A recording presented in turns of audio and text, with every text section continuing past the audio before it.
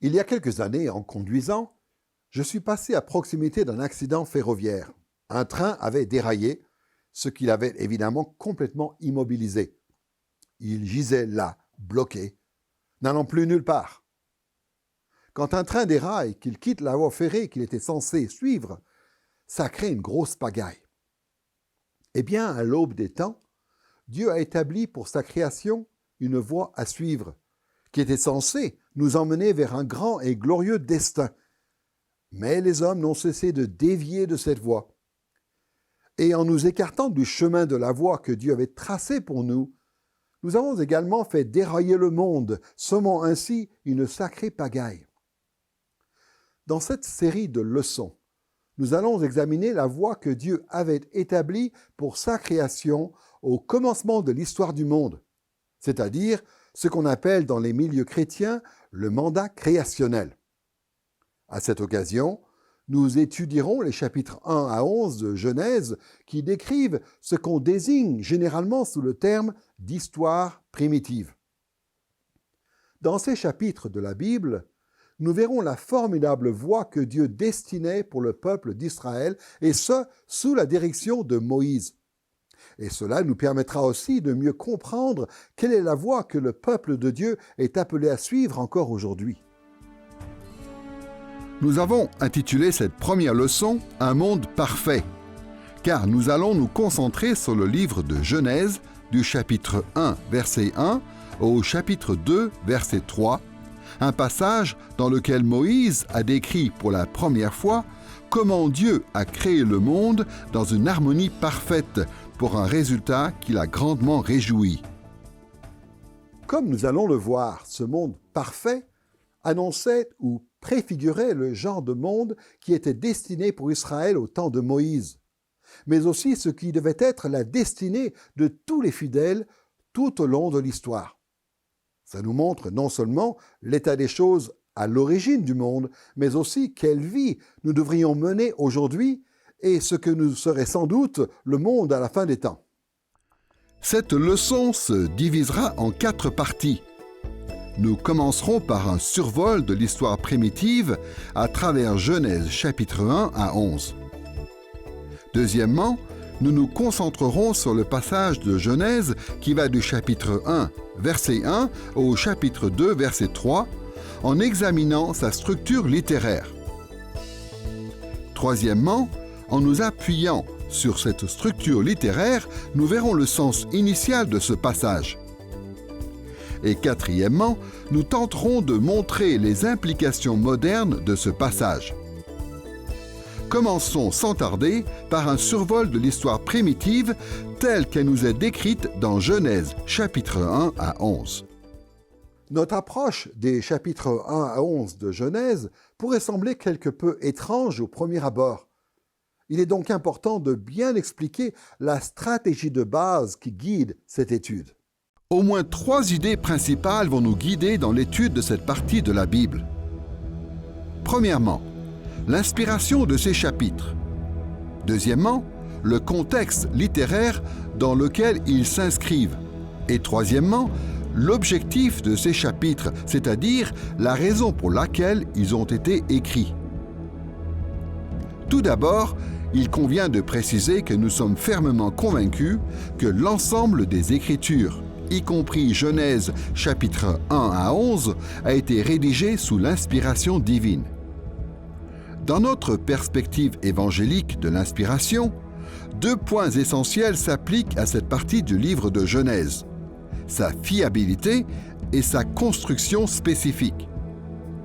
Nous affirmons avec la plus grande fermeté que ces chapitres de la Bible sont entièrement fiables car ils ont été écrits sous l'inspiration divine.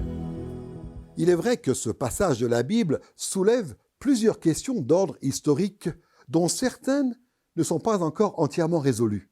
Disons simplement, pour les besoins de cette étude, que l'inspiration divine va de pair avec la fiabilité historique. Moïse voulait que ses lecteurs d'origine considèrent cette partie du livre de Genèse comme historiquement vraie. Pour autant, Il ne faut pas oublier de faire preuve de prudence dans l'interprétation de ces passages, comme du reste des Écritures, afin de ne pas leur donner une dimension historique qui n'a pas lieu d'être. Il est néanmoins clair que les autres auteurs bibliques et Jésus lui-même considéraient Genèse chapitre 1 à 11 comme un récit historique digne de confiance. Dans ces leçons, nous partons du principe que ces chapitres sont des récits véridiques et fiables de ce qui s'est réellement passé dans les temps anciens. Même si nous croyons que l'histoire primitive décrite dans la Bible est fiable, nous devons toujours garder à l'esprit que Dieu a inspiré Moïse pour qu'il choisisse certains éléments et qu'il les organise dans ces chapitres selon une construction bien précise. Pour dire les choses simplement, Genèse chapitre 1 à 11 couvre toute l'histoire du monde depuis la création jusqu'à l'époque d'Abraham qui a vécu vers 2000-1800 avant Jésus-Christ. Il est donc évident que dans ces courts 11 chapitres, Moïse ne mentionne qu'une infime partie des événements mondiaux de cette période. Pour comprendre Genèse chapitre 1 à 11, nous devons tenir compte de cette sélectivité tout autant que de l'organisation de ces chapitres. En étudiant la construction choisie par Moïse pour raconter l'histoire primitive, nous pourrons répondre à quelques questions essentielles. Pourquoi Dieu a-t-il inspiré Moïse à ne donner que si peu d'informations? Et pourquoi l'a-t-il poussé à arranger ces quelques informations précisément de cette façon? Pour comprendre pourquoi Moïse a rédigé ces chapitres comme il l'a fait, il est important de voir le contexte à travers les traditions littéraires de l'époque. La littérature du Proche-Orient ancien joue un rôle capital dans notre étude. D'abord, parce que Moïse avait largement accès à d'autres récits de l'histoire primitive existant de son temps. Et ensuite, parce qu'il y a des correspondances entre le récit de Moïse et les autres récits primitifs. L'archéologie a montré que Moïse n'était pas le premier à écrire sur les origines du monde. Ce qui est certain, c'est que Dieu a inspiré Moïse, garantissant ainsi la véracité de son récit. Mais Moïse a aussi écrit à une époque où beaucoup de peuples et de groupes ethniques du Proche-Orient avaient déjà rédigé différents mythes et différentes légendes d'histoire primitive. Certains de ces écrits anciens sont bien connus. Beaucoup ont déjà entendu parler d'Enuma Elish, l'épopée de la création babylonienne, ou encore de la tablette 11 de l'épopée de Gilgamesh, qui donne la version babylonienne de l'histoire du déluge. Une série de récits d'histoire primitive a aussi vu le jour en Égypte et à Canaan. Ces textes de l'Antiquité et bien d'autres ont tenté de raconter les origines et le début de l'histoire de l'univers. Mieux encore, beaucoup de ces récits du Proche-Orient ancien existaient déjà dans la jeunesse de Moïse. Ce dernier a été éduqué à la cour royale d'Égypte et ses écrits montrent qu'il connaissait les textes de l'Antiquité. En rédigeant sa propre version de l'histoire primitive sous l'inspiration divine, Moïse avait donc une bonne idée des autres traditions littéraires qui existaient à l'époque du Proche-Orient. Sachant que Moïse a pu avoir connaissance des autres récits d'histoire primitive existants, une nouvelle question se pose. Quel rapport Moïse a-t-il entretenu avec les mythes et les épopées des autres cultures et quelles correspondances en ont résulté? Comme nous allons le voir dans cette série de leçons, Moïse s'est à la fois inspiré et différencié des autres récits primitifs. D'un côté, Moïse a écrit son histoire des premiers temps pour contrer les fausses conceptions avec la vérité. Il ne faut pas oublier que les Israélites que conduisait Moïse étaient influencés par toutes sortes de traditions païennes. Ils étaient tentés de croire que le monde était né de luttes et d'efforts déployés par une multitude de dieux. Soit ils rejetaient la vraie foi de leurs patriarches, soit il la mélangeait aux croyances des autres peuples. Moïse a rédigé son propre récit de l'histoire primitive en grande partie pour expliquer au peuple de Dieu comment les choses s'étaient réellement produites. Il voulait établir la vérité du culte de Yahvé tout en dénonçant les fausses croyances des autres religions. En même temps, Moïse s'est efforcé de réfuter les faux mythes en s'inspirant des traditions littéraires de son époque. Son récit ressemble délibérément, par certains points, aux autres récits antiques du Proche-Orient pour mieux communiquer la vérité de Dieu à Israël sous une forme qui lui était compréhensible. Le récit de Moïse rappelle, par plusieurs aspects, différents textes importants de l'époque, mais l'archéologie récente a surtout révélé sa ressemblance frappante avec un document en particulier. En 1969, un document important a été publié sous le titre de Atrahasis, le récit babylonien du déluge. Nous ne savons pas exactement de quand date ce texte, mais il est important parce qu'il rassemble en une seule et même histoire beaucoup de fragments de récits qui, jusque-là, étaient écrits séparément. L'épopée d'Atrahasis se compose de 3 grandes parties. Elle commence par la création de l'humanité, puis décrit le début de l'histoire humaine en mettant l'accent sur la corruption du monde à cause des hommes, et elle se termine par la rectification de cet état corrompu par un jugement sous forme de déluge et d'instauration d'un nouvel ordre mondial. En comparant le livre de Genèse avec l'épopée d'Atrahasis, tout porte à croire que Moïse a construit son récit selon une structure générale soigneusement choisie. À premier abord, on pourrait se dire que les chapitres 1 à 11 de Genèse ne sont qu'un ensemble de passages traitant différents sujets, sans véritable fil conducteur. Pourtant, rien qu'en notant les grands parallèles littéraires entre l'histoire primitive de Moïse et celle d'Atrahasis, on décèle mieux la trame narrative cohérente et la structure générale du récit de Moïse. Le récit de Genèse, chapitres 1 à 11, se divise en 3 parties. Premièrement, la création parfaite du chapitre 1, verset 1, au chapitre 2, verset 3. Deuxièmement, la corruption du monde à cause du péché humain du chapitre 2, verset 4, au chapitre 6, verset 8. Et troisièmement, le déluge et l'instauration d'un nouvel ordre du chapitre 6, verset 9 au chapitre 11, verset 9. À présent, nous pouvons nous poser une troisième question. Pourquoi Moïse a-t-il écrit les chapitres 1 à 11 de Genèse? Quel message voulait-il faire passer à ses lecteurs israélites? Au niveau le plus élémentaire, on peut dire avec certitude que Moïse voulait enseigner aux Israélites la vérité sur le passé. Il voulait qu'ils sachent ce que leur Dieu avait fait au commencement de l'histoire du monde. Tout comme les mythes des autres peuples visaient à convaincre leurs contemporains des origines de leur histoire, Moïse cherchait également à convaincre Israël que sa foi était basée sur des vérités historiques. Mais à y regarder de plus près, l'histoire primitive de Moïse avait aussi un autre objectif, celui d'encourager Israël à se soumettre à la volonté de Dieu.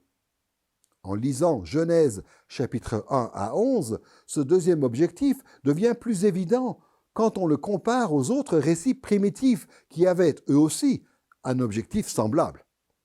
Maintenant, pour bien comprendre l'objectif des récits primitifs, il faut préciser que beaucoup de cultures du Proche-Orient ancien croyaient que l'univers était structuré ou organisé selon un principe de sagesse surnaturelle cosmique.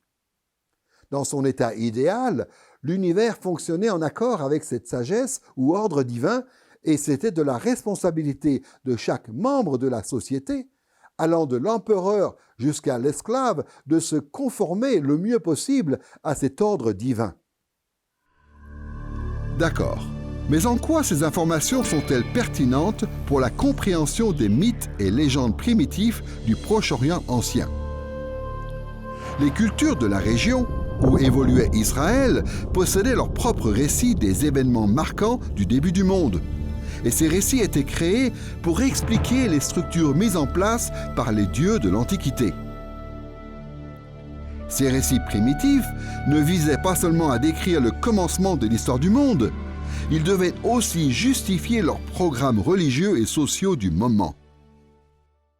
Les auteurs de ces textes, qui étaient souvent des prêtres, expliquaient comment les dieux, à l'origine, avaient organisé le monde et ceci afin de mieux montrer ce à quoi ils devaient s'attendre pour leur époque. Parfois, ils mettaient surtout l'accent sur des sujets religieux comme les temples, les prêtres et les rituels. Quel temple avait la faveur des dieux et quelle famille de prêtres devait y servir? D'autres fois, ces récits abordaient des questions sociales plus larges, comme le pouvoir politique et les lois. Qui devait régner? Pourquoi certains étaient-ils réduits en esclavage? Ces mythes appelaient les gens à se soumettre au mandat créationnel des dieux en respectant les structures que ces dieux avaient établies dans l'univers. Comme nous le verrons dans ces leçons, Moïse a écrit Genèse chapitre 1 à 11 pour des raisons très semblables. D'un côté, Moïse a rédigé son récit d'histoire primitive pour montrer clairement comment Yahvé avait créé et organisé le monde au début des temps. Moïse a expliqué à Israël comment les choses s'étaient passées longtemps avant, de la création du monde jusqu'à l'épisode de la tour de Babel. Mais il ne l'a pas fait simplement par souci historique. En conduisant les Israélites de l'Égypte jusqu'à la terre promise, Moïse a dû affronter beaucoup d'opposants persuadés qu'il avait en fait induit en erreur les enfants d'Israël. Pour contrer cette opposition, le récit d'histoire primitive de Moïse montre que ses politiques et ses objectifs pour Israël correspondaient au plan divin pour l'univers. Ainsi, résister au programme de Moïse revenait à résister aux volontés de Dieu. Dans son récit de la création parfaite de Dieu, dans Genèse du chapitre 1, verset 1 au chapitre 2, verset 3, Moïse montre qu'en se dirigeant vers Canaan, Israël se rapproche en fait de l'idéal divin. Dans son récit de la corruption du monde, du chapitre 2, verset 4 au chapitre 6, verset 8, Moïse présente l'Égypte comme un lieu de corruption et de souffrance, le résultat de la condamnation du péché par Dieu.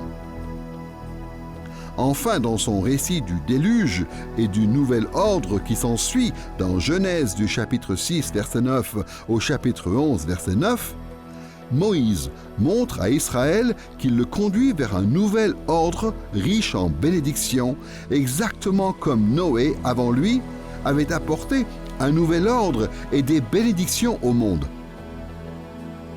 Ces événements des premiers temps justifiaient entièrement la vision de Moïse pour l'avenir d'Israël. S'il parvenait à convaincre Israël de ces vérités, les Israélites qui voulaient rester fidèles à l'Éternel se détourneraient de l'Égypte pour prendre possession du pays de Canaan comme d'un héritage offert par Dieu.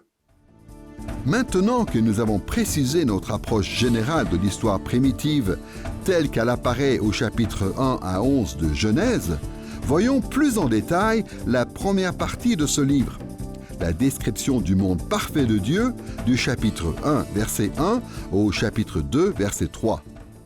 En lisant le premier chapitre de la Bible, la plupart des chrétiens évangéliques pensent aux controverses sur son interprétation. Dieu a-t-il créé le monde en 6 jours de 24 heures? Ou alors, ces jours décrits dans Genèse 1 correspondent-ils à des périodes ou des époques plus longues de l'histoire? Genèse 1 ne serait-il pas une sorte de texte poétique sans fondement historique qui célèbre l'activité créatrice de Dieu? Toutes ces positions sont plus ou moins présentes dans les milieux évangéliques. Même si moi je pense que Genèse 1 nous apprend que Dieu a créé le monde en 6 jours de 24 heures, tous les chrétiens qui croient en la Bible ne partagent pas ce point de vue. En abordant ces premiers chapitres de Genèse dans ces leçons, nous n'allons pas tant nous préoccuper des problèmes historiques soulevés par ce texte que des questions littéraires. Ici, ce qui nous intéresse surtout, c'est de savoir comment et pourquoi Moïse a écrit ce chapitre. Quelle structure littéraire peut-on identifier dans ce passage et qu'est-ce qu'elle nous révèle sur les objectifs de Moïse? Pour commencer, notons que ce passage se compose de 3 grandes parties, c'est-à-dire qu'il a un début, un milieu et une fin. Moïse introduit son récit de la création au chapitre 1, versets 1 et 2, en présentant, pour résumer, un monde sobre et chaotique. Le chapitre 1, versets 3 à 31, constitue la partie centrale du texte avec ce qu'on appelle les 6 jours de la création, que nous désignerons comme les 6 jours d'organisation de l'univers. Enfin, le chapitre 2, versets 1 à 3, correspond au jour du sabbat ou ce que nous appellerons le monde parfait. Nous allons examiner les 3 grandes parties qui forment la structure de ce récit, en commençant par le monde sobre et chaotique. Puis, nous nous pencherons sur le monde parfait, et enfin, nous terminerons par l'étude des 6 jours d'organisation. Voyons tout de suite comment est décrit le monde sobre et chaotique au chapitre 1, versets 1 et 2. Dans la première partie de Genèse chapitre 1, il y a une grande tension dramatique entre le chaos qui règne sur terre et l'Esprit de Dieu. L'ouverture du chapitre 1 au verset 1 et 2 plante le décor en annonçant au verset 1 le thème du récit à suivre et en décrivant au verset 2 l'état initial du monde. Voici ce que dit Moïse au chapitre 1, verset 2.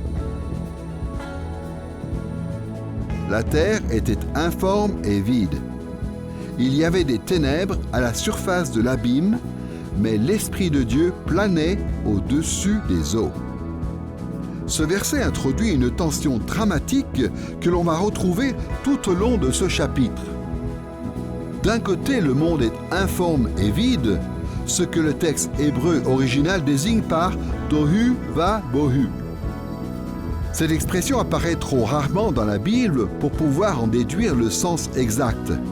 Mais beaucoup de spécialistes pensent qu'elle désigne un monde inhabitable et inhospitalier pour les humains, comme un désert ou une contrée sauvage où la vie humaine aurait du mal à s'implanter. Au début de ce passage, on découvre donc une terre inhabitable, entièrement recouverte d'un océan primitif, sombre et chaotique. Le deuxième élément qui crée la tension dramatique du récit apparaît aussi au chapitre 1, verset 2. Moïse nous dit que l'Esprit de Dieu planait au-dessus des eaux. Le verbe hébreu utilisé ici, merachephet, qui veut dire survoler ou planer en décrivant des cercles. Ce passage s'ouvre donc sur une image très théâtrale. D'un côté, le chaos règne sur terre, de l'autre, l'Esprit de Dieu plane au-dessus de ce chaos. En effet, Dieu était prêt à passer à l'action pour remédier au chaos qui régnait sur notre planète. Cette tension dramatique initiale suscite plusieurs questions. Que va faire l'Esprit de Dieu? Que va-t-il advenir du chaos? Connaissant la tension dramatique initiale créée dans les premiers versets, voyons maintenant comment elle est résolue dans la dernière partie du récit créationnel de Moïse, l'apparition d'un monde parfait dans Genèse chapitre 2, versets 1 à 3. Cette partie a une structure très simple. Elle démarre au chapitre 2, verset 1, avec une phrase de résumé qui annonce la fin de l'œuvre de création divine, et elle se conclut au chapitre 2, versets 2 et 3, avec le repos de Dieu. Voici ce qu'on lit dans Genèse, chapitre 2, versets 2 et 3. Le 7e jour, toute l'œuvre que Dieu avait faite était achevée, et il se reposa au 7e jour de toute l'œuvre qu'il avait faite. Dieu bénit le 7e jour et le sanctifia, car en ce jour, Dieu s'était reposé de toute l'œuvre qu'il avait créée. Quand Moïse décrit Dieu, qui s'accorde un repos sabbatique et donne une bénédiction spéciale à ce 7e jour en le sanctifiant, il déclare que la tension entre le chaos et l'Esprit de Dieu planant au-dessus des eaux est désormais résolue. Dieu a maîtrisé les ténèbres, a ordonné l'océan chaotique qui recouvrait la terre et s'est réjoui de ce monde parfaitement ordonné. Le récit de la création se termine avec cette belle image apaisante d'un univers en parfaite harmonie. Maintenant que nous avons vu comment Moïse commence et termine son récit de la création, examinons la partie centrale du texte qui décrit comment la tension entre le monde chaotique et l'Esprit de Dieu, planant au-dessus, a pu être résolue. Ce passage explique que Dieu a maîtrisé le chaos en organisant le monde suivant un formidable programme de 6 jours qui nous est rapporté au chapitre 1, versets 3 à 31. On comprend le thème central de cette partie grâce à une formule que Moïse répète à chaque fois que Dieu passe à l'action. Dieu dit.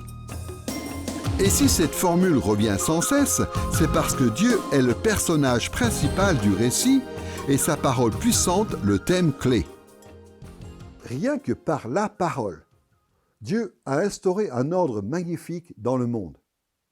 Contrairement à beaucoup de dieux des mythologies d'autres cultures, le Dieu d'Israël n'a pas eu à lutter ou livrer bataille pour créer le monde. Il n'a eu qu'à dire un mot pour mettre les éléments du monde en bon ordre. En outre, la parole de Dieu témoigne de sa puissante sagesse. Dieu a organisé le monde de la meilleure manière possible. De nombreux exégètes ont remarqué que le travail d'organisation créationnelle de Dieu se divise en 2 périodes de 3 jours. Les jours 1 à 3 et les jours 4 à 6. Il existe bien des interconnexions entre ces 2 séries de journées et on a décrit les liens entre elles de multiples manières. L'une des manières intéressantes de voir ce découpage en 2 temps est en partant de la description de la terre au chapitre 1, verset 2. Souvenez-vous, Moïse dit qu'au départ, la terre était informe et vide, tohu va bohu en hébreu. Une expression qui pourrait expliquer la division de l'œuvre de création en 2 périodes de 3 jours. Dans un premier temps, Dieu consacre les 3 premiers jours à remédier à l'aspect informe de la terre. Pour ce faire, il donne forme à sa création en séparant les différentes zones et en délimitant des sphères ou des espaces dans sa création. Dans un second temps, Dieu consacre les 3 derniers jours à combler le vide de ce monde chaotique primitif. Pour cela, il peuple les différents espaces qu'il vient de créer avec des habitants. Prenons les 3 premiers jours. Le premier jour, Dieu sépare la sphère du jour de celle de la nuit. Avant même l'apparition du soleil, Dieu crée la lumière qui illumine le monde chaotique plongé dans l'obscurité. Le deuxième jour, Dieu sépare les eaux d'en bas de celles d'en haut en créant une voûte au-dessus de la terre. Par cette action, Dieu a instauré ce qu'on appelle aujourd'hui l'atmosphère terrestre, séparant ainsi l'eau qui est sur terre de l'humidité du ciel qui s'étend au-dessus. Le troisième jour, Dieu sépare la terre sèche des eaux de la mer. Les océans se rassemblent dans certaines zones de la planète pour laisser apparaître la terre ferme. La végétation commence alors à pousser sur la terre sèche. Voilà comment Dieu s'est employé à donner forme à un monde informe pendant les 3 premiers jours. Il a délimité les domaines de la lumière et de l'obscurité, a créé le ciel qui sépare les eaux d'en bas des eaux d'en haut et a séparé les continents de la mer. D'après le récit de Moïse, après être intervenu sur l'état informe de la terre en créant différents espaces, pendant les 3 premiers jours, Dieu s'est occupé de remplir la terre. Pendant les 3 jours suivants, en plaçant des êtres vivants dans ces espaces respectifs. Le 4e jour, Dieu place le soleil, la lune et les étoiles dans le ciel pour remplir les domaines de la lumière et de l'obscurité créés le premier jour. Ces corps célestes sont placés dans le ciel pour dominer sur le jour et sur la nuit et pour les garder bien distincts. Le 5e jour, Dieu place des oiseaux dans le ciel et des créatures marines dans les océans. Ses habitants remplissent ainsi les espaces occupés par les eaux d'en bas et les eaux d'en haut créées le 2e jour. Enfin, le 6e jour, Dieu place des animaux et des êtres humains sur la terre sèche. Ses habitants remplissent ainsi la terre ferme que Dieu a fait émerger des océans le 3e jour. Moïse regroupe l'ensemble de la création dans ces espaces remplis de leurs habitants respectifs. Pour résumer, Dieu a passé ces 6 jours à ordonner de manière exceptionnelle un monde au départ sombre et chaotique. Dieu a fait un travail tellement formidable qu'en constatant les résultats, par 6 fois, il dit que c'est une bonne chose. Et après avoir créé les hommes pour qu'ils peuplent la terre ferme, il dit que c'est une très bonne chose. Moïse montre clairement que Dieu s'est beaucoup réjoui du travail qu'il avait accompli. On voit donc que Genèse du chapitre 1, verset 1 au chapitre 2, verset 3, est un passage avec une structure très complexe, qui n'est pas choisie par hasard. Il s'ouvre sur un monde dans un état de chaos et Dieu qui est prêt à intervenir. Puis, pendant 6 jours, Dieu met de l'ordre dans ce monde chaotique par sa parole.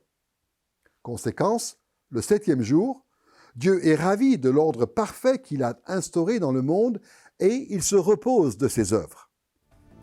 Maintenant que nous avons vu la structure littéraire générale de Genèse, chapitre 1, verset 1 au chapitre 2, verset 3, examinons la manière dont ce passage transmet le sens initial voulu par l'auteur.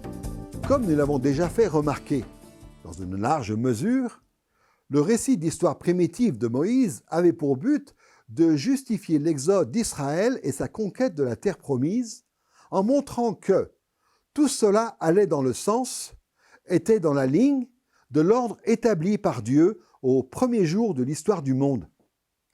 Mais comment cet objectif général se traduit-il dans le récit relaté au chapitre 1, verset 1, jusqu'au chapitre 2, verset 3 ?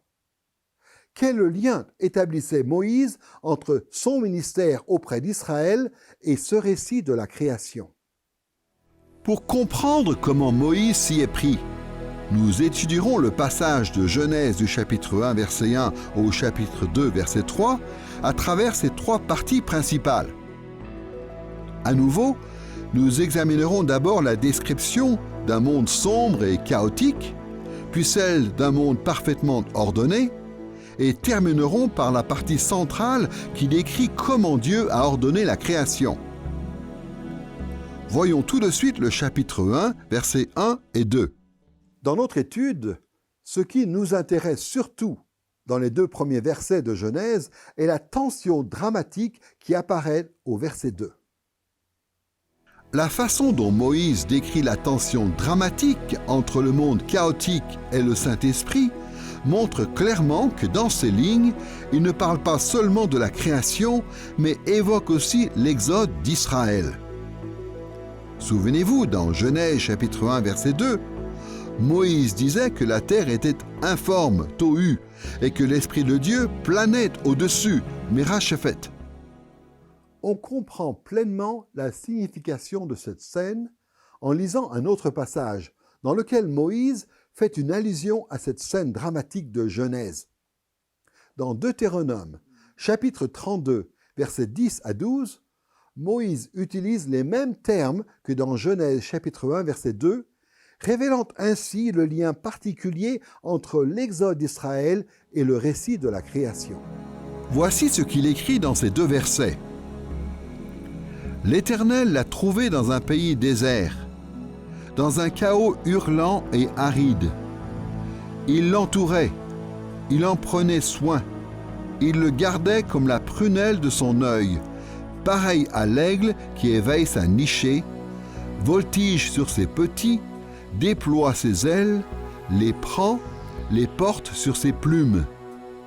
L'Éternel seul le conduisait, il n'y avait avec lui aucun dieu étranger. » Ces versets sont importants, car c'est le seul autre endroit où Moïse utilise exactement les mêmes termes hébreux, Tohu et Mirashephet, qu'il avait choisi pour décrire la terre informe et l'Esprit de Dieu planant au-dessus. Au verset 10, l'expression « chaos aride » est une traduction différente du terme hébreu « tohu » qui est traduit dans Genèse chapitre 1 verset 2 par l'adjectif « informe ». De même, au verset 11, le mot « voltige » correspond dans l'original au verbe hébreu « merashephet » qui s'applique dans Genèse chapitre 1 verset 2 à l'Esprit de Dieu qui plane au-dessus des eaux. Dans Deutéronome 32, Moïse a associé ces 2 termes pour bien les mettre en lien avec Genèse chapitre 1 verset 2. Mais comment l'utilisation de ces termes pouvait-elle établir ce lien? Quelle signification les termes « chaos aride » et « voltige » ont-ils au chapitre 32 de Deutéronome? Premièrement, dans ce passage, l'expression « chaos aride » désigne l'Égypte.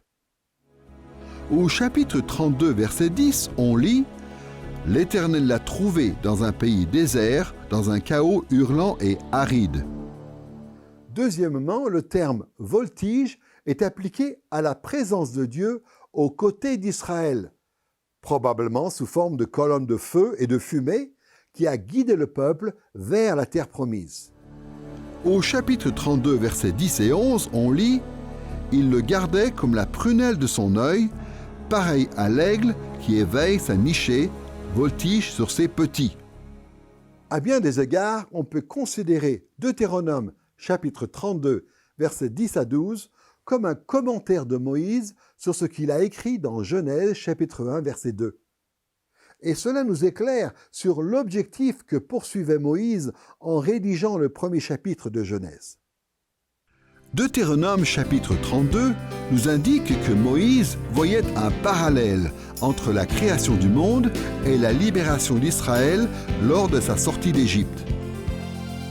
Moïse montre dans ces passages que la création, comme la délivrance d'Israël, impliquait un milieu chaotique et inhabitable et que Dieu est intervenu en planant au-dessus du chaos originel, de même qu'il a étendu ses ailes au-dessus d'Israël en le faisant sortir d'Égypte. Ces parallèles entre la création et l'exode d'Israël montrent que Moïse n'a pas mentionné le monde sombre et chaotique de l'origine simplement pour raconter à Israël l'histoire de la création, mais qu'il voulait aussi présenter l'œuvre créatrice de Dieu comme un modèle ou une préfiguration de ce qu'allait accomplir Dieu par la suite pour Israël à l'époque de Moïse. En faisant le récit de la création de Dieu à l'origine du monde, Moïse cherchait à convaincre ses lecteurs que ceux-ci avaient fait la bonne chose en le suivant hors d'Égypte. En fait, ce récit de la création devait leur prouver que leur sortie d'Égypte était une œuvre puissante de Dieu. Dieu réordonnait le monde en libérant Israël du chaos égyptien exactement comme il l'avait fait au commencement. À présent, Dieu planait au-dessus d'Israël comme il l'avait fait au-dessus de sa création au début des temps. Loin d'être une erreur, la sortie d'Égypte était une manifestation de Dieu qui était à l'œuvre pour remettre le monde en bon ordre comme il l'avait prévu au départ. En résumé, la libération d'Israël n'était rien d'autre qu'une recréation. Le parallèle que nous venons de voir entre le début de Genèse 1 et l'exode d'Israël se confirme en examinant la fin du récit de la création qui présente un monde parfaitement ordonné au chapitre 2, versets 1 à 3. Si vous vous souvenez bien, le récit de la création se termine avec le repos de Dieu. En hébreu, le terme que l'on traduit par repos dans Genèse chapitre 2, versets 2 et 3 est Shabbat, ou, comme on le dit en français, sabbat. Or, c'est un mot que l'on retrouve non seulement dans le récit de la création, mais également dans le récit de l'Exode d'Israël. Moïse et les Israélites utilisaient surtout le terme Shabbat pour parler de la célébration du sabbat dont ils devaient profiter d'après la loi de Moïse. D'ailleurs, dans les 10 commandements d'Exode chapitre 20, Moïse explique qu'Israël doit respecter le sabbat à cause de l'œuvre de Dieu décrite dans Genèse chapitre 2. Souviens-toi du jour du sabbat pour le sanctifier, car en 6 jours, l'Éternel a fait le ciel, la terre, la mer et tout ce qui s'y trouve, et il s'est reposé le 7e jour. En lisant dans Genèse que Dieu s'est reposé le 7e jour, Israël faisait forcément le parallèle entre le récit de Genèse, son observance du sabbat et les 10 commandements. Même si dans une certaine mesure, les Israélites respectaient le sabbat dans le désert, il est important de comprendre que le sabbat ne pouvait être pleinement célébré qu'après l'entrée dans la terre promise. Outre le sabbat hebdomadaire, décrit dans Exode chapitre 20, versets 8 à 11, les Israélites devaient célébrer d'autres sabbats, également sacrés.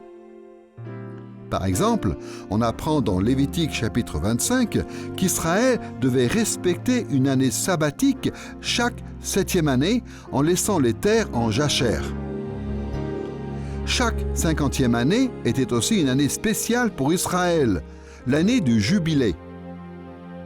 Toutes les dettes devaient alors être effacées et les familles et les clans familiaux retrouver la possession de leur terre d'origine. Selon la loi de Moïse, le culte complet rendu à Dieu en célébrant le sabbat était bien plus complexe que les règles imposées aux Israélites pendant leur errance dans le désert. Sachant que le sabbat ne pouvait être pleinement respecté qu'après l'entrée d'Israël dans la terre promise, Moïse parle souvent de Canaan comme d'un lieu de repos, un pays où Israël trouverait du repos, ce qui est rendu en hébreu par les mots nuach ou menusha, souvent étroitement associés au Shabbat. À plusieurs endroits, Moïse décrit la terre promise comme l'endroit où le peuple pourra enfin rendre à Dieu le culte prescrit par la loi. Voici par exemple ce qu'on lit dans Deutéronome chapitre 12, versets 10 et 11. « Mais vous passerez le Jourdain et vous habiterez dans le pays dont l'Éternel votre Dieu vous fait hériter. Il vous donnera du repos en vous délivrant de tous les ennemis qui vous entourent, et vous habiterez en sécurité. Là sera le lieu que l'Éternel votre Dieu choisira pour y faire demeurer son nom. C'est là que vous présenterez tout ce que je vous ordonne, vos holocaustes, vos sacrifices, vos dîmes, vos prélèvements et les offrandes choisies dont vous ferez vœu à l'Éternel. » Ce passage montre que le peuple ne pourra pleinement respecter le sabbat en rendant un culte à Dieu qu'après être entré dans le pays du repos. Aux yeux de Moïse, le sabbat était bien plus qu'une journée mise à part par les familles ou les individus pour rendre un culte paisible à Dieu. C'était une notion centrale qui communiquait l'idée d'habiter dans le pays du repos et de louer et célébrer Dieu dans un endroit particulier auquel il choisissait d'associer son nom. Voilà pourquoi au psaume 95, verset 11, en parlant de ceux à qui il avait interdit l'accès à Canaan, Dieu dit « Aussi je jurai dans ma colère, ils n'entreront pas dans mon repos. » Ce lien étroit entre le sabbat et le culte rendu à Dieu par tout le peuple dans la terre promise nous permet de comprendre que Moïse ait terminé son récit de la création en évoquant le repos sabbatique de Dieu. Moïse indique ainsi aux Israélites que de la même manière que Dieu avait fait passer la terre du chaos au sabbat, il était en train de mener Israël du chaos égyptien vers le sabbat de la terre promise. Autrement dit, Moïse conduisait Israël vers son lieu de repos dans le pays de Canaan. Ceux qui résistaient au plan de Moïse ne s'opposaient donc pas seulement à un projet humain, mais aux efforts de Dieu pour mener son peuple et l'inscrire dans les structures idéales de l'univers. Pour le dire autrement, en quittant l'Égypte pour entrer dans la terre promise, Israël accomplissait le plan parfait de Dieu pour sa création, ni plus ni moins. Nous avons vu que le monde chaotique d'origine et le sabbat qui clôt le récit de la création révèlent ce que Dieu comptait réellement accomplir pour Israël à travers Moïse. Maintenant, examinons rapidement quelques éléments du récit central sur les 6 jours d'organisation entrepris par Dieu dans Genèse chapitre 1, versets 3 à 31. Quel parallèle Moïse établit-il entre ces 6 jours de création du monde et son propre ministère? On peut identifier beaucoup de parallèles entre les 6 jours de la création et l'exode d'Israël, mais nous en examinerons seulement 2. Premièrement, avec la sortie d'Égypte et deuxièmement, avec l'installation à Canaan. Pour commencer, en libérant Israël de l'esclavage en Égypte, Dieu a manifesté la même puissance qu'en ordonnant la création dans Genèse chapitre 1. Dans le premier cas, Dieu a renversé l'ordre naturel qu'il avait établi au commencement du monde en envoyant des plaies en Égypte. Par exemple, contrairement au début de la création, où les eaux grouillaient de vie, en Égypte, l'eau est devenue synonyme de mort quand Dieu l'a changée en sang, tuant aussi tous les poissons. Alors que Dieu avait prévu que les hommes dominent sur les animaux, les Égyptiens, eux, ont été envahis de grenouilles, de mouches, d'insectes et de sauterelles. La séparation entre l'obscurité et la lumière a été annulée quand les ténèbres ont envahi l'Égypte en plein jour. Et au lieu de voir pousser la végétation sur terre, les Égyptiens ont eu toute leur récolte détruite par la grêle, le feu et les sauterelles. Au lieu d'être féconds et de se multiplier, un grand nombre d'hommes et d'animaux égyptiens ont trouvé la mort. Tous ces exemples, parmi d'autres, montrent qu'avec les plaies d'Égypte, Dieu a renversé l'ordre qu'il avait établi dans sa création pendant les 6 premiers jours décrits dans Genèse chapitre 1. Avec ces 10 plaies, les terres égyptiennes sont réellement revenues au chaos primitif. Pas étonnant alors que Moïse ait appelé les Israélites à quitter cet endroit qu'il a qualifié de chaos hurlant et aride. Tout Israélite qui trouvait la vie agréable en Égypte était bien obligé de prendre en compte le récit de la création de Moïse. L'expérience des Israélites en Égypte était bien loin de la perception que les Égyptiens avaient eux-mêmes de leur pays. Ces derniers pensaient vivre dans un pays béni des dieux, et apparemment, certains Israélites étaient du même avis. Pourtant, Moïse a démontré que l'Égypte était devenue l'opposé du monde parfaitement ordonné que Dieu avait créé. Si le contraste entre l'Égypte et la création parfaite saute aux yeux, les 6 jours de la création présentent aussi quelques similitudes avec la libération des Israélites. Tandis que les Égyptiens voyaient leur terre se transformer en chaos originel, les Israélites voyaient Dieu mettre de l'ordre dans le monde pour les aider, comme il l'avait fait pendant les 6 jours de la création. Leur eau restait pure et continuait d'être une source de vie. Ils n'étaient pas envahis par les grenouilles et les sauterelles. Ils profitaient de la lumière pendant que les Égyptiens souffraient dans les ténèbres. Leurs champs restaient productifs et leurs animaux étaient protégés, tandis que les Israélites eux-mêmes continuaient de se multiplier pendant leur séjour en Égypte. Mieux encore, dans une démonstration spectaculaire de son pouvoir sur la création, Dieu a séparé la mer Rouge en faisant apparaître une bande de terre sèche devant les Israélites, exactement comme il avait fait apparaître la terre ferme au 3e jour de la création. Les phénomènes naturels extraordinaires produits par Dieu pour le bien d'Israël n'étaient pas sans précédent. par bien des aspects. Il rappelait l'action divine lors du travail d'organisation du monde raconté dans Genèse chapitre 1. Ces parallèles entre la manière dont Dieu a ordonné le monde dans Genèse 1 et la manière dont il a délivré Israël de l'oppression égyptienne faisaient comprendre aux lecteurs de Moïse que Dieu agissait dans leur intérêt, un peu comme il l'avait fait lors de la création, lors de leur sortie d'Égypte. Dieu réorganisait le monde comme au commencement.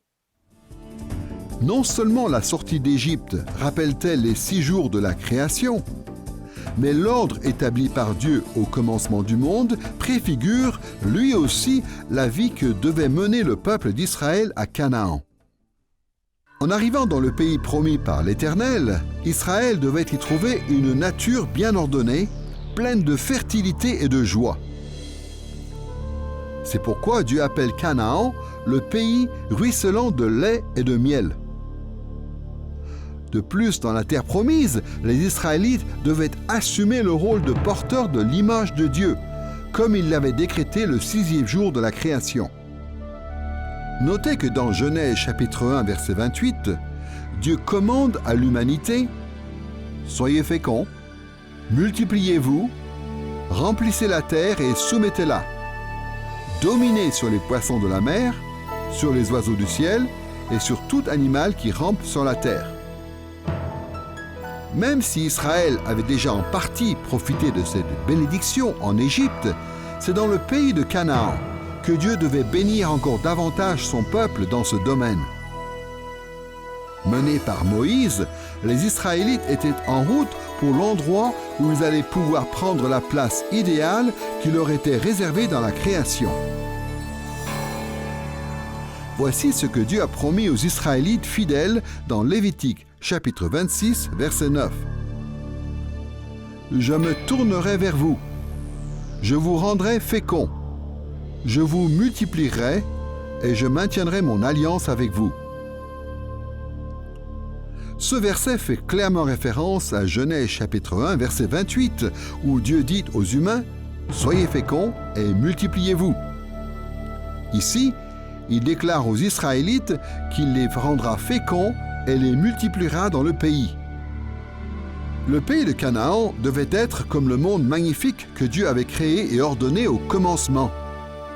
Ça devait être l'endroit où règne l'harmonie naturelle et où les hommes, créés à l'image de Dieu, pourraient remplir le rôle originel qui leur était attribué sur terre. Nous n'avons abordé que quelques points communs entre les 6 jours de la création et l'expérience d'Israël au temps de Moïse. Mais on voit bien, à travers ces quelques passages, que dans son récit de l'organisation de l'univers en 6 jours par Dieu, Moïse ne s'efforçait pas seulement de raconter ce qui s'était passé au commencement. Il a décrit ces événements d'une manière à aider les Israélites à comprendre l'action de Dieu dans leur propre vie.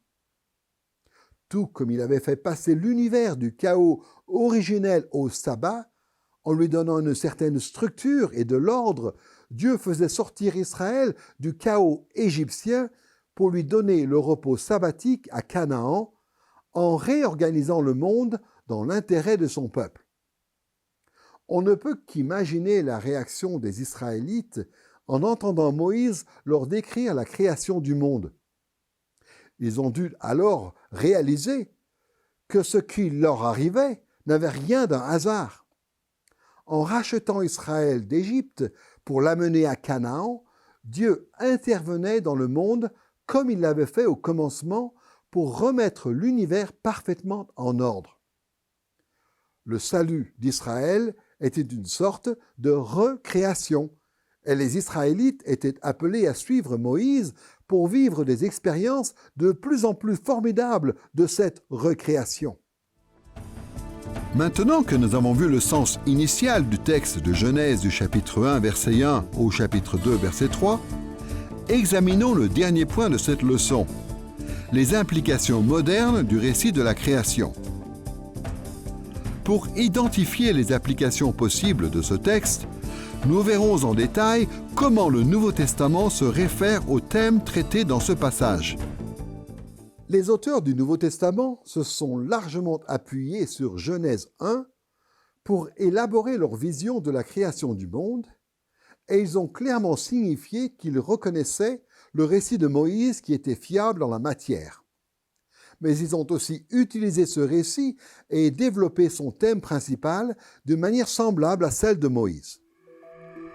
Tout comme Moïse voyait dans la création une préfiguration de la rédemption d'Israël lors de sa sortie d'Égypte, le Nouveau Testament, lui aussi, considère le récit de Genèse, du chapitre 1, verset 1 au chapitre 2, verset 3, comme une préfiguration d'une autre rédemption encore plus grande, celle qui nous est offerte dans le salut par Jésus-Christ.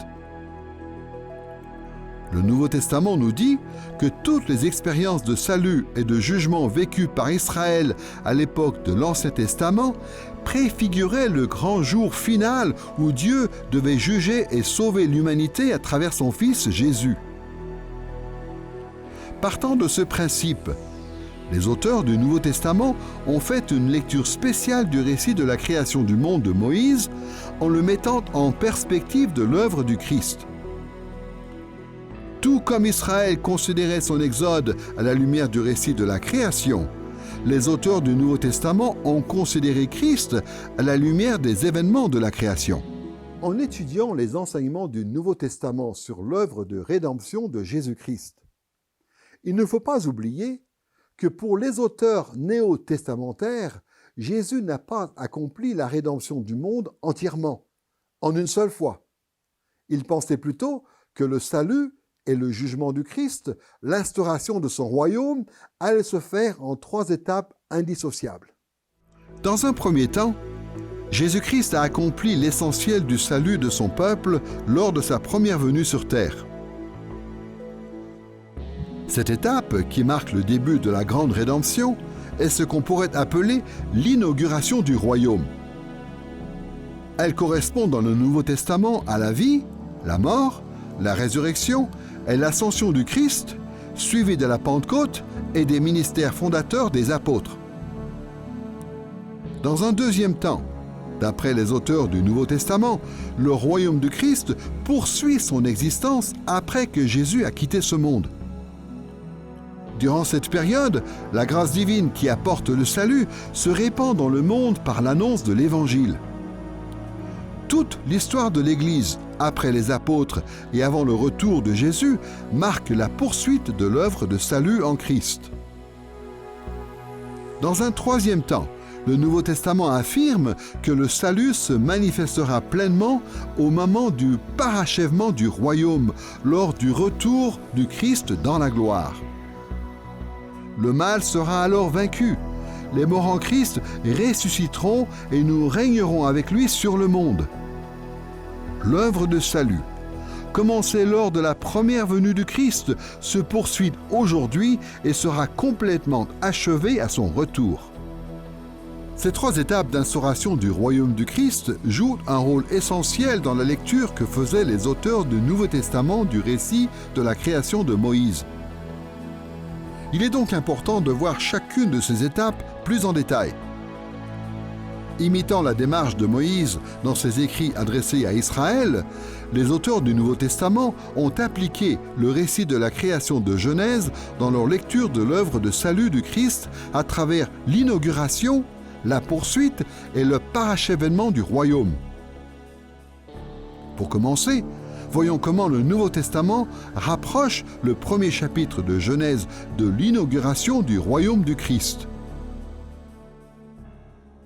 Comment le Nouveau Testament utilise-t-il la création du monde comme grille de lecture et d'interprétation de l'inauguration du royaume du Christ?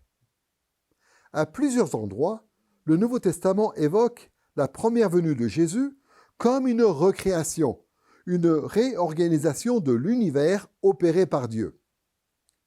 Voyons par exemple les premiers versets de l'Évangile de Jean.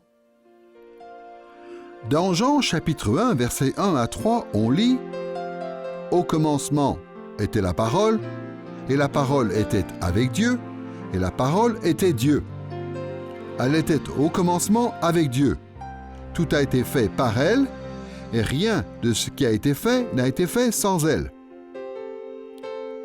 En lisant la formule d'ouverture de l'évangile de Jean, au commencement, on ne peut s'empêcher de penser au début de Genèse, chapitre 1, verset 1, « Au commencement, Dieu créa le ciel et la terre ». Dès les premiers mots, Jean replonge ses lecteurs dans le récit de la création du monde de Genèse. Il poursuit en affirmant que le Christ est la personne de la Trinité qui a créé toutes choses. Il est la parole de Dieu prononcée au moment de la création par laquelle le monde entier est né. Si dans les premiers versets de son évangile, Jean fait clairement allusion au récit de la création, dans la suite de ce premier chapitre, Jean opère une transition subtile vers d'autres événements qui ne sont pas sans rappeler la création racontée dans Genèse. Voici ce qu'on lit juste après dans Jean chapitre 1, versets 4 et 5. « En elle était la vie, et la vie était la lumière des hommes. La lumière brille dans les ténèbres, et les ténèbres ne l'ont pas accueillie. » À ce stade, Jean continue de développer les thèmes du premier chapitre de Genèse en se référant plus particulièrement à la lumière que Dieu a apportée dans le monde sombre et chaotique le premier jour de la création. Mais au lieu de désigner simplement Jésus comme la lumière mentionnée dans Genèse, Jean décrit l'incarnation de Christ comme la lumière qui brille dans les ténèbres du monde assombri par le péché. En passant de la création à l'avènement du Christ, Jean montre que par la lumière qu'apporte Jésus, dans le monde plongé dans les ténèbres du péché, Dieu s'attaque au chaos de l'univers exactement comme il l'avait fait au commencement du monde. La même idée apparaît dans 2 Corinthiens chapitre 4 verset 6 où Paul explique la gloire rattachée à son ministère en ces termes. Dieu a dit autrefois que la lumière brille du milieu de l'obscurité. Eh bien, c'est lui aussi qui a fait briller sa lumière dans nos cœurs, pour nous donner la connaissance lumineuse de sa gloire divine qui resplendit sur le visage du Christ. Paul reprend ici directement les mots de Genèse chapitre 1. Dieu dit que la lumière soit. Après avoir rappelé le premier ordre prononcé par Dieu lors de la création du monde qui a provoqué l'apparition de la lumière, Paul établit un parallèle important avec le récit de la création. Dieu a aussi fait briller sa lumière dans nos cœurs lorsque sa gloire divine a resplendi sur le visage du Christ. D'après l'apôtre, on comprend mieux l'inauguration du royaume du Christ, c'est-à-dire le moment où il était physiquement visible sur terre, en la rapprochant de l'œuvre créatrice de Dieu à l'origine du monde, qui en était une préfiguration. La gloire manifestée par Dieu, en faisant jaillir la lumière au commencement du monde, cette même gloire a été révélée lors de la première venue du Christ dans le monde de ténèbres. Ces 2 passages montrent bien la lecture chrétienne que l'on fait du récit de la création de Moïse. Les fidèles de Jésus voient dans le premier chapitre de Genèse une représentation ou une préfiguration de ce que Dieu a accompli lors de la première venue du Christ, l'inauguration de son royaume. De bien des façons, vous et moi sommes aujourd'hui confrontés au même problème que les Israélites qui suivaient Moïse. Dieu a accompli une chose merveilleuse en envoyant Jésus dans le monde, tout comme lorsqu'il a libéré Israël de l'oppression égyptienne.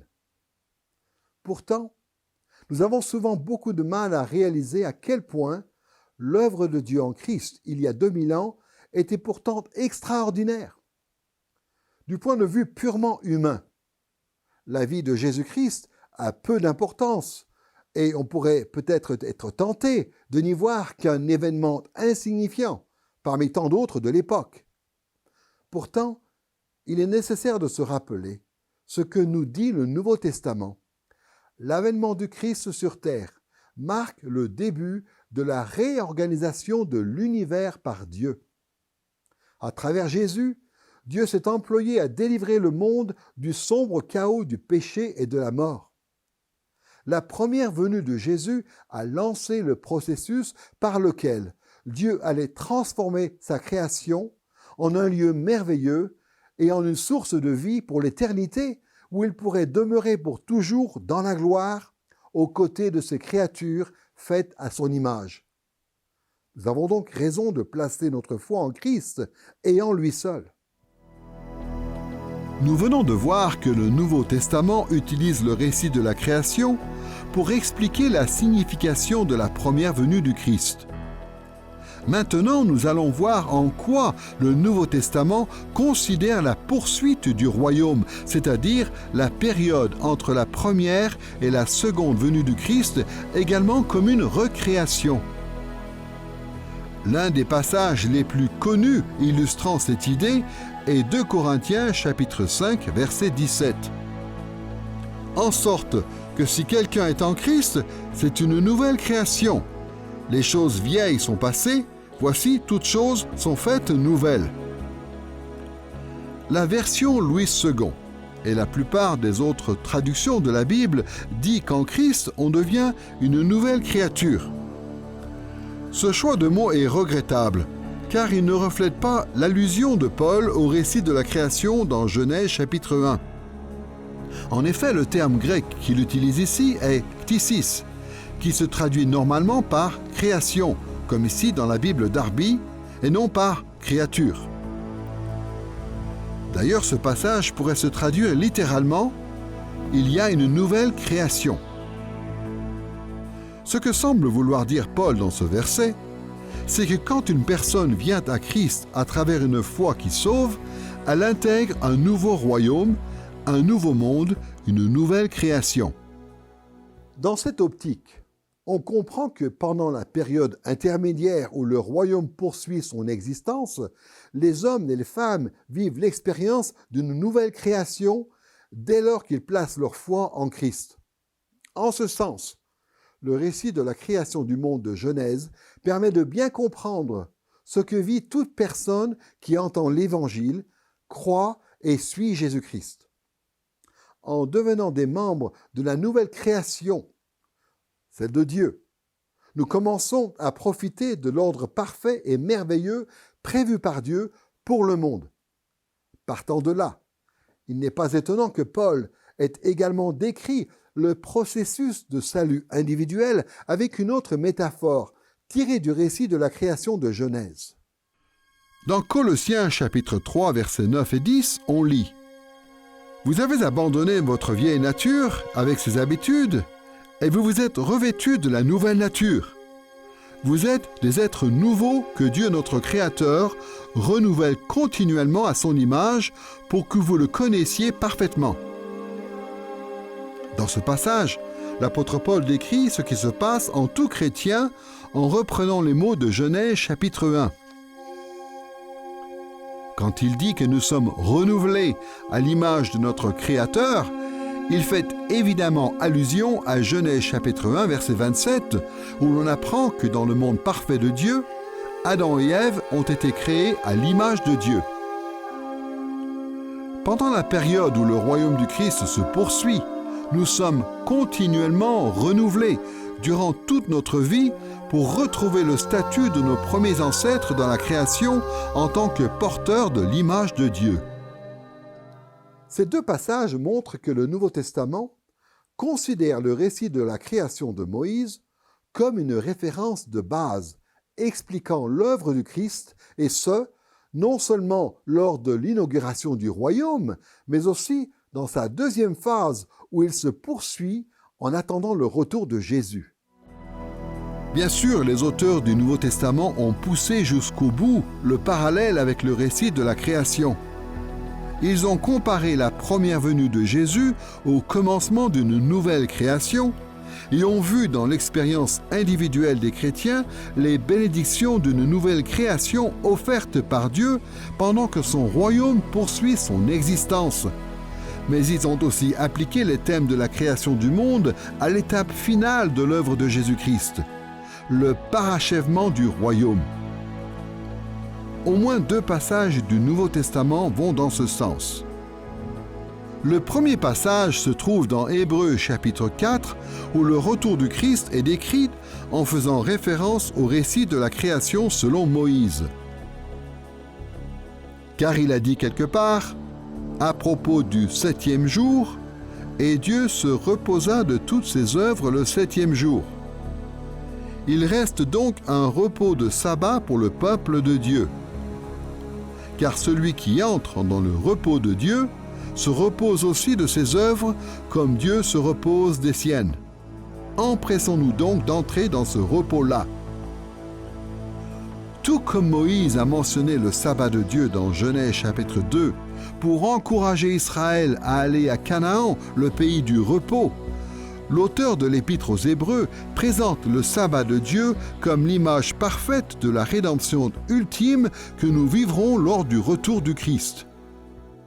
Comme Dieu a parfaitement ordonné le monde au début des temps et a apporté la joie du repos sabbatique lors du retour de Jésus dans la gloire, il remettra de l'ordre dans le monde et offrira à ses disciples la joie du repos sabbatique ultime.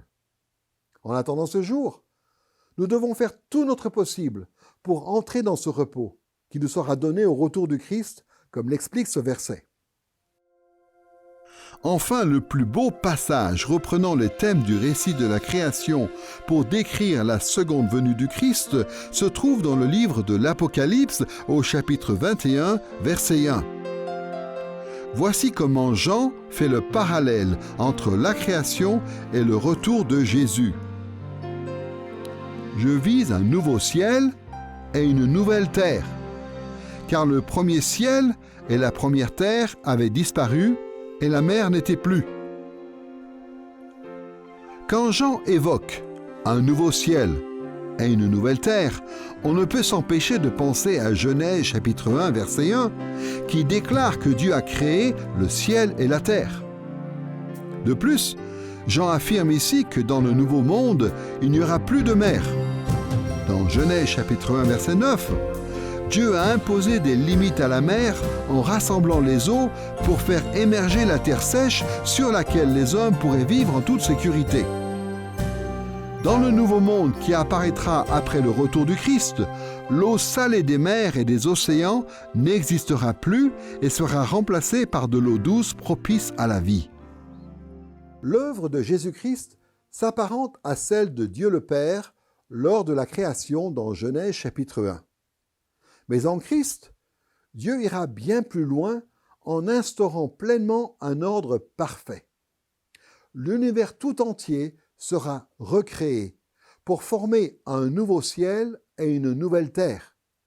Et les hommes profiteront de ce nouveau monde en compagnie de Dieu. Malheureusement, les chrétiens excluent souvent la création de leur espérance éternelle en imaginant que nous allons passer l'éternité dans un monde spirituel au ciel. Pourtant, le Nouveau Testament est très clair à ce propos. Notre destin ultime est de connaître le retour du sabbat instauré le 7e jour de la création du monde. Nous passerons l'éternité dans un monde composé d'un nouveau ciel et d'une nouvelle terre. C'est ce qu'espérait Israël à l'époque de Moïse et c'est aussi notre espérance aujourd'hui. Dans l'optique de l'enseignement du Nouveau Testament, nous devrions considérer le premier chapitre de Genèse comme bien plus qu'un simple récit d'événements lointains.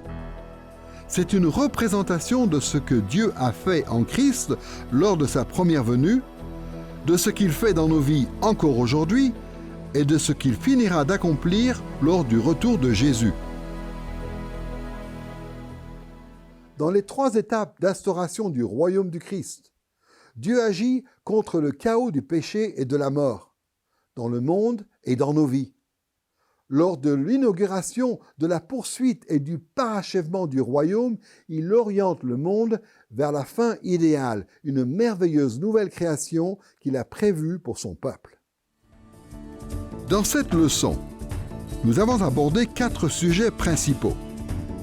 L'objectif général des chapitres 1 à 11 de Genèse, la structure et le sens initial du chapitre 1, verset 1 au chapitre 2, verset 3 de Genèse, et les façons dont le Nouveau Testament applique les thèmes du récit de la création à Christ et à nos vies. Le moins que l'on puisse dire, c'est que cette approche du récit de la création selon Moïse a encore aujourd'hui des implications extraordinaires. En tant que chrétien moderne, il est important de voir comment l'objectif d'origine de Moïse, dans le cadre du livre de Genèse, reste un objectif essentiel dans le cadre de notre vie en Christ. Tout comme Moïse encourageait ses lecteurs à croire qu'ils étaient en route vers le monde parfait de Dieu, nous devons nous aussi prendre courage en avançant sur le chemin incroyable que Dieu a tracé vers ce monde parfait en Christ.